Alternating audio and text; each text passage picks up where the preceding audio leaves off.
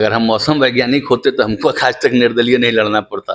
3 चुनाव लड़ चुके हैं और तीनों चुनाव हमको निर्दलीय लड़ना पड़ा है। सभी सीटों पे हम प्रचार में गए, वहाँ के लोगों का रुख देखा। रुख देखने के बाद तब हमने आपको दावा किया कि अब 4 जून के बाद आप हमसे बात कीजिएगा। हम इसी कॉन्फिडेंस के साथ 4 जून के बाद भी बात करेंगे आपसे। चाहेंगे कि बिहार को विशेष राज्य का दर्जा मिले और मिलेगा भी। ये भी हमें भरोसा और विश्वास है कि बिहार को विशेष राज्य का दर्जा भी मिलेगा। पेयजल संकट की बात जो है वो सामने आ रही है आपके विधानसभा क्षेत्र में, डीएम तक को जाना पड़ रहा है, क्या कहेंगे?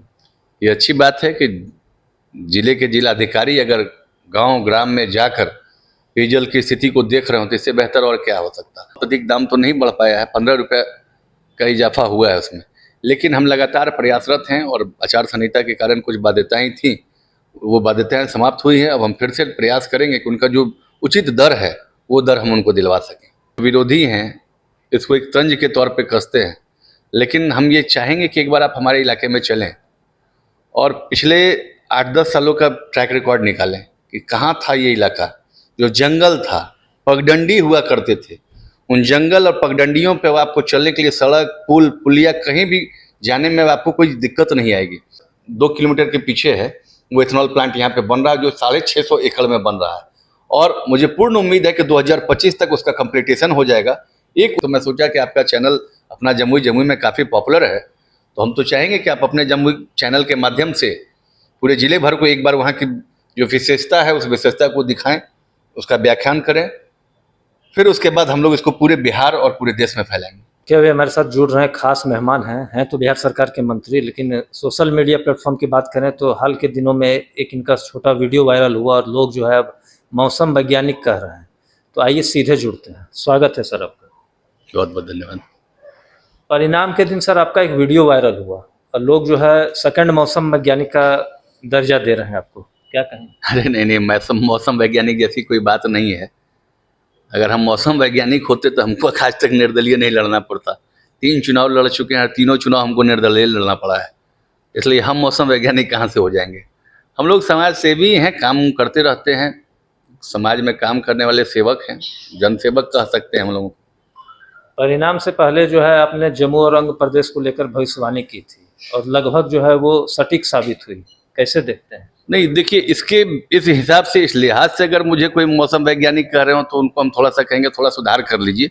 ये मौसम वैज्ञानिक नहीं कह सकता है, ये एक मेहनत करने वाला मजदूर कह सकता है कि हमारे क्षेत्र में क्या चल रहा है। एक काम करने वाला, एक खटने वाला किसान बता सकता है कि हमारे खेत की फसल कैसे होने वाली है। तो उस हिसाब से, उस लिहाज से हमने कहा था कि आंध्र प्रदेश के सभी सीटों पे हम विजय हासिल करेंगे, क्योंकि आंध्र प्रदेश के सभी सीटों पे हम प्रचार में गए, वहाँ के लोगों का रुख देखा। रुख देखने के बाद तब हमने आपको दावा किया कि अब 4 जून के बाद आप हमसे बात कीजिएगा। हम इसी कॉन्फिडेंस के साथ 4 जून के बाद भी बात करेंगे आपसे। तो क्या लगता है, तीसरी बार नरेंद्र मोदी जो है वो शपथ लिए हैं, डबल इंजन की सरकार है, क्या तस्वीर बदलेगी जम्मू और आंध्र प्रदेश की?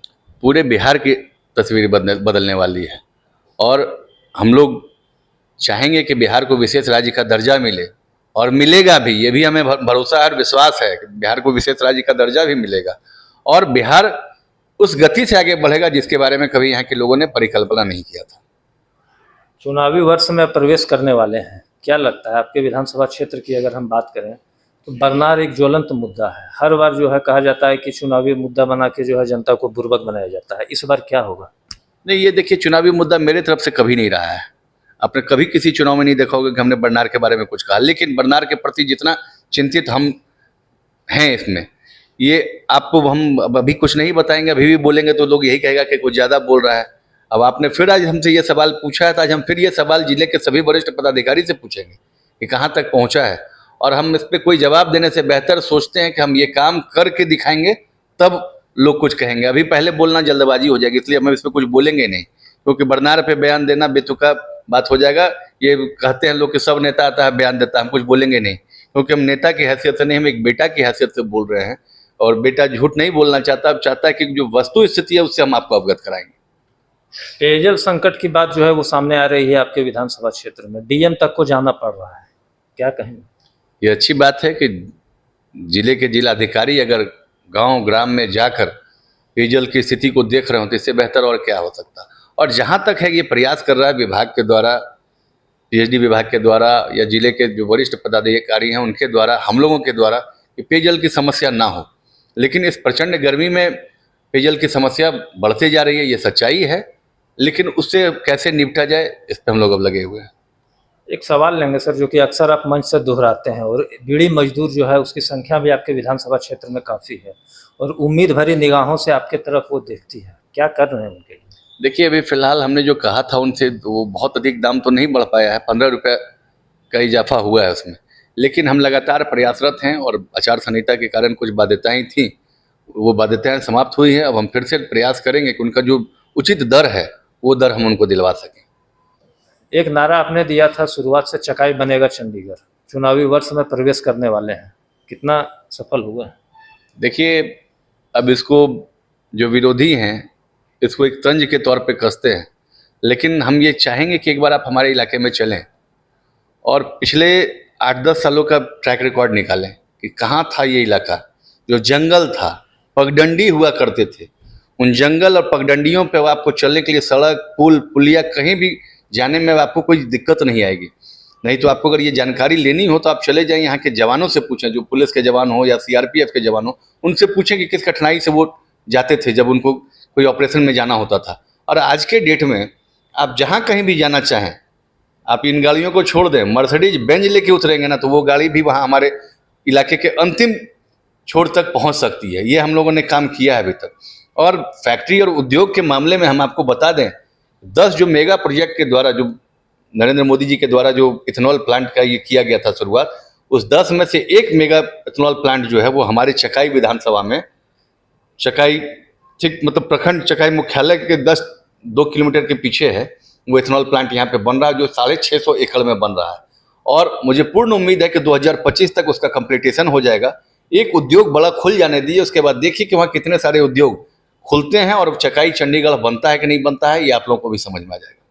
चलिए, अब आखिरी सवाल लेंगे। जमुई का बेटा जो है आप कहे जाते हैं, ऐसे में हम बात करें तो एक खैरा की तरफ पंचभूर पहाड़ है, जहाँ की हाल के दिनों में काफ़ी वायरल है और हज़ारों लोग वहाँ जो है रोजाना जा रहे हैं।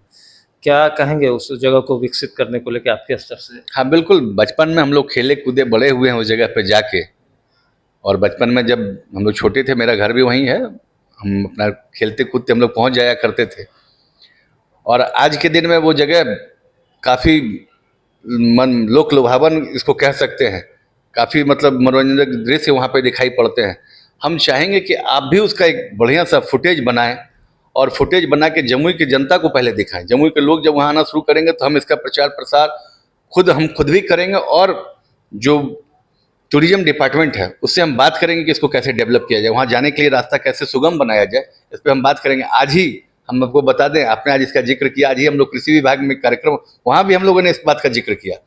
तो मैं पहले भी सोचा था कि मैं आपसे, अगर आपसे हमारी बात होती तो मैं सोचा कि आपका चैनल अपना जमुई में काफ़ी पॉपुलर है, तो हम तो चाहेंगे कि आप अपने जमुई चैनल के माध्यम से पूरे ज़िले भर को एक बार वहाँ की जो विशेषता है उस विशेषता को दिखाएं, उसका व्याख्यान करें, फिर उसके बाद हम लोग इसको पूरे बिहार और पूरे देश में फैलाएंगे।